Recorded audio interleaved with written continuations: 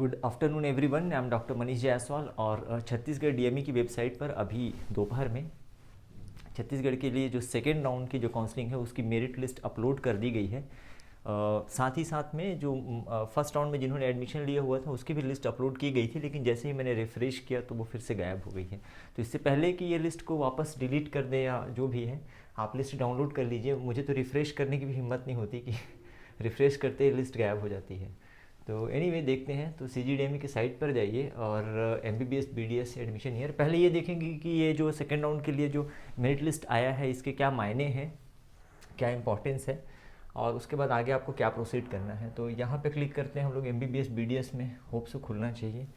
और latest news में देखिए तो ये आपको मिल जाएगा MBBS BDS second round merit list, है ना। और इस तरीके से आपको ये पूरी मेरिट लिस्ट, तो ये मेरिट लिस्ट उन बच्चों की है जो सेकेंड राउंड की काउंसलिंग के लिए एलिजिबल हैं। यदि आपने अप्लाई किया था छत्तीसगढ़ में सेकेंड राउंड की काउंसलिंग में पार्टिसिपेट करने के लिए, चाहे आप डोमिसाइल स्टूडेंट हो, नॉन डोमिसाइल हो, या फिर आपको फर्स्ट राउंड में कुछ अलॉट हुआ था और आपने स्क्रूटनी कराया था, एडमिशन भी लिया था और आप अपग्रेडेशन चाहते हैं और आपने अप्लाई किया था, तो आपने ठीक से अप्लाई किया था या नहीं किया था वो पता चल जाएगा। अगर मेरिट लिस्ट में आपका नाम नहीं है, दैट मीन्स कि आपने सेकेंड राउंड में आपका एप्लीकेशन एक्सेप्ट नहीं हुआ है। तो आप फर्स्ट ऑफ ऑल आपको क्या करना है कि मेरिट लिस्ट में according to your marks and according to your rank आपको देखना है, ठीक है। इसकी शुरुआत हो रही है, जो हाईएस्ट मार्क्स है 611, तो आई थिंक ये अपग्रेडेशन के लिए है, क्योंकि इनके ऊपर वालों को पंडित JNM medical college state government के थ्रू मिल गया था और इससे ऊपर मार्क्स 611 से ऊपर के मार्क्स वालों ने यहाँ पे प्राइवेट में एडमिशन बिल्कुल नहीं लिया है। तो आई थिंक ये अपग्रेडेशन वालों के हैं। तो ये जो लिस्ट है ये प्योरली ये बताता है उन बच्चों के लिए जिन्होंने सेकेंड राउंड में पार्टिसिपेट किया है और जो अपने कॉलेज को अपग्रेड करना चाहते हैं, या जिन्हें अभी तक कोई अलॉटमेंट नहीं मिला है और उन्हें फ्रेश अलॉटमेंट मिल सकता है। तो पूरी लिस्ट का ऑब्जर्वेशन करने के बाद अपना नाम देख लीजिए आप। यदि आपका नाम है इसका मतलब क्लियर है कि आप सेकेंड राउंड की काउंसलिंग के लिए एलिजिबल माने जाते हैं, ठीक है। अब हम लोग देख लेते हैं। बाय द वे मैं ऐसा मान लेता हूँ कि आपका नाम है लिस्ट में और आपने वो देख लिया। इसके साथ ही जो फर्स्ट राउंड में जितने लोगों ने एडमिशन लिया था, हालांकि कोई सीट मैट्रिक्स फिलहाल अभी तक तो मुझे नहीं दिख रहा है, मे भी हो सकता है कि इवनिंग तक आज ये सीट मैट्रिक्स अपलोड कर दें जो सेकेंड राउंड के लिए खाली है सीटें।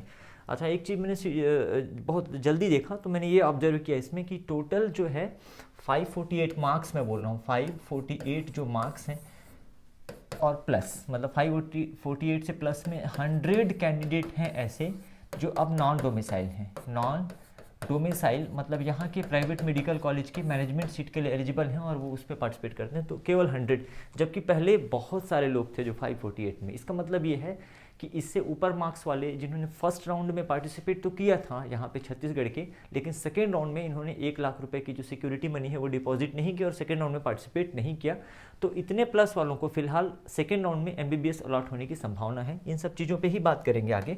तो देखिए क्या होगा कि अभी ये जो मेरिट लिस्ट आई है, हो सकता है बात करते करते, वीडियो बनाते बनाते, या जब आप ये वीडियो देख रहे हो तो अलॉटमेंट लिस्ट भी आ जाए, हमें दूसरा वीडियो बनाना पड़ेगा। तो इसके थ्रू सेकेंड राउंड होने वाला है, जो अलॉटमेंट होने वाला है सेकेंड राउंड का, अलॉटमेंट सेकेंड राउंड, राइट। अब इस सेकेंड राउंड अलॉटमेंट में क्या होगा, ठीक है। यदि आपको पहले अलॉट हो चुका है तो हो सकता है कि आपका अपग्रेड हो। अच्छा, इस मेरिट लिस्ट में उन बच्चों का नाम नहीं है जिन्होंने सेकेंड राउंड में पार्टिसिपेट नहीं किया, या जिनको कॉलेज अलॉट तो हो गया था और अपने अलॉटेड कॉलेज से वो खुश हैं, हैप्पी हैं, लाइक JNM मेडिकल कॉलेज के बच्चे या कुछ दूसरे मेडिकल कॉलेज के भी ऐसे बच्चे जिनको लगता था कि काउंसलिंग की इन परेशानियों से बचने के लिए अपग्रेड नहीं कराते हैं, तो उनका नाम नहीं है, तो उनको परेशान होने की ज़रूरत नहीं है। वो बाहर नहीं हुए हैं कॉलेज से, उन्होंने पार्टिसिपेट ही नहीं किया है सेकेंड राउंड के लिए, तो उनका नाम इसमें नहीं है। सिर्फ उन्हीं का नाम है जो सेकेंड राउंड के लिए एलिजिबल है। तो मेरे ख्याल से ये क्लियर है। तो अब क्या होगा, इस लिस्ट के बेसिस पे, जो मेरिट लिस्ट आई है उसके बेसिस पे अलॉटमेंट लिस्ट आएगा। अलॉटमेंट लिस्ट में 3 कैटेगरी के लोग रहेंगे। ध्यान से देखिए, ये देखना इसलिए ज़रूरी है क्योंकि इसके बेसिस पे ही ये तय होगा कि आप मॉपअप राउंड में पार्टिसिपेट कर सकते हैं या नहीं कर सकते। तो सेकेंड राउंड में पहले तो ऐसे लोग, ठीक है, जिनका पहले से कॉलेज अलॉटेड था, ध्यान से समझिएगा, पहले कॉलेज अलॉटेड था और उनका अपग्रेड हो गया है। क्या हो गया है? अपग्रेड हो गया है, मतलब न्यू लिस्ट में, मेरिट लिस्ट में नाम उनका आया है और जब अलॉटमेंट लिस्ट है उसमें भी नाम आया, अपग्रेड हो गया है। तो उनको क्या करना है, अपग्रेड हो गया, उनको क्या करना है, अपने पिछले कॉलेज से सारा एडमिशन विड्रॉ करना है और नए कॉलेज में उनको एडमिशन लेना पड़ेगा। हालांकि अभी तक ये डिसाइड नहीं किया गया है कि डॉक्यूमेंट का जो ट्रांसफ़र है वो इंटरनली होगा कि आपको ही जाके करना है, और मुझे ऐसा नहीं लगता कि CGDME कोई सपोर्टिव रहेगा, सारा मेहनत आपको करना पड़ेगा। तो जिनका अपग्रेड हो गया है पुराने कॉलेज से बिल्कुल, अदरवाइज यदि आप ऐसा नहीं करेंगे तो आप फंस जाएंगे, क्योंकि आपके सीट को किसी दूसरे को अलॉट कर दिया गया है। यदि आपने अपग्रेडेशन में पार्टिसिपेट किया, आपका सीट अपग्रेड हो गया है और आप सोचते हैं कि अब मेरा मन नहीं कर रहा है, अब मैं नहीं जाऊँगा एडमिशन के लिए, तो आपके सीट को किसी और को अलॉट कर दिया है, आप कहीं के नहीं रहोगे। तो बेटर ये होगा कि पुराने कॉलेज से आप अपना एडमिशन कैंसिल कराइए और फिर न्यू कॉलेज में एडमिशन लीजिए। पहली चीज़ ये कंपलसरी है यदि आप बने रहना चाहते हैं। इसके बाद भी आप कोई मॉपअप राउंड में पार्टिसिपेट नहीं कर पाएंगे, ऐसे लोग जिनका अपग्रेड हो गया है। दूसरे ऐसे लोग होंगे जिन्होंने अपग्रेडेड राउंड या इस राउंड में पार्टिसिपेट तो किया था, लेकिन उनको कोई अपग्रेडेशन नहीं मिला है और नया जो अलॉटमेंट लिस्ट आया है उसमें नाम नहीं है, तो उनका ये रहेगा कि उनका जो पिछला जो कॉलेज था वो वही बना है। ठीक है, कोई दिक्कत वाली बात नहीं है, आप अपने कॉलेज में बने रहेंगे, आपको कुछ करने की जरूरत नहीं है। तो ये 2 कैटेगरी के लोग हो गए, ठीक है, अलॉटेड में। अच्छा, दूसरे अलॉटेड ऐसे लोग होंगे, कुछ ऐसे लोगों को भी अलॉटमेंट मिलेगा जिनको पहले कोई कहीं अलॉटमेंट नहीं हुआ था, फ्रेश अलॉटमेंट जिसको कहा जाएगा। तो जिनको फ्रेश अलॉटमेंट मिलता है उन्हें पहले स्क्रूटनी करानी होगी।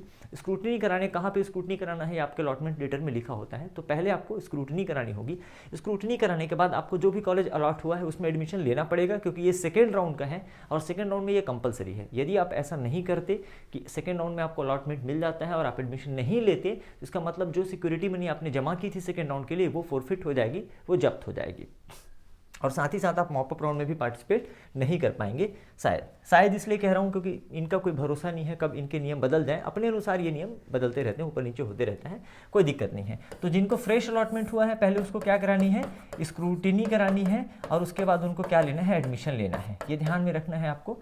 जिनको अभी तक अलॉटमेंट नहीं हुआ था, फ्रेश अलॉटमेंट, चाहे गवर्नमेंट मेडिकल कॉलेज की बात करें, प्राइवेट मेडिकल की कॉलेज की बात करें, या गवर्नमेंट डेंटल, प्राइवेट डेंटल, कोई भी नया फ्रेश अलॉटमेंट की बात कर रहा हूँ मैं, सबको वही करना है, स्क्रूटनी एंड देन एडमिशन। ठीक है। अच्छा, जिनको पहले अलॉट हुआ था और जिन्होंने अपग्रेड के लिए ट्राई किया था, अपग्रेड हो गया है, उनको दोबारा स्क्रूटनी कराने की जरूरत नहीं है, वो सीधे अपने नए कॉलेज में एडमिशन लेंगे जाके।